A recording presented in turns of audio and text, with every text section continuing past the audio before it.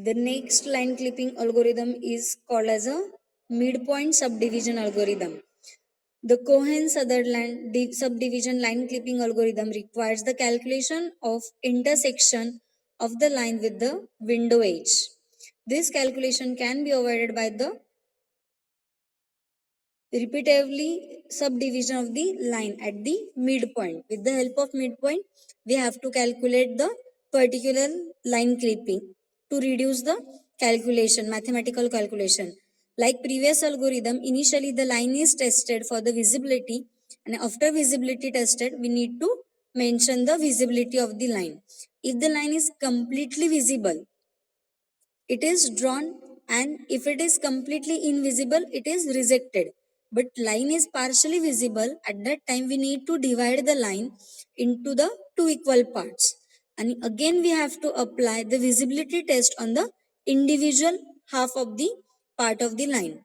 This subdivision process is repeated until we get the completely visible portion of the line, and completely visible line is a line segment. So we need to divide the line into the two parts, and again we have to apply the visibility parameter.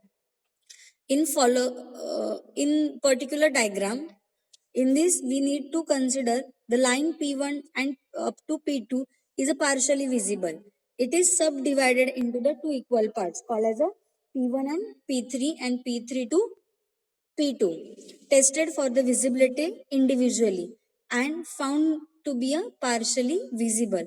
Again, we have to consider both the line segment P1 to P3. Again, it is a partially visible. So we need to divide the line into the two parameter P4 to P1 to P4 and P4 to P3. And again, we have to divide the next line segment P3 to P2 into the two equal parts.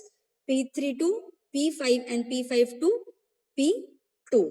Again, we need to check the visibility part of the line. Again, this is the invisible part, so we have to discard it. This is a invisible part, so we need to discard. Again, we have to apply we having the two segments is remaining. Again, we have to apply the retest on visibility on the P4 to P3. Again, the line is partially visible. Again, we have to divide the line into the two parts, P4 to P6 and P6 to P3. Again, आता ही line totally inside आहे.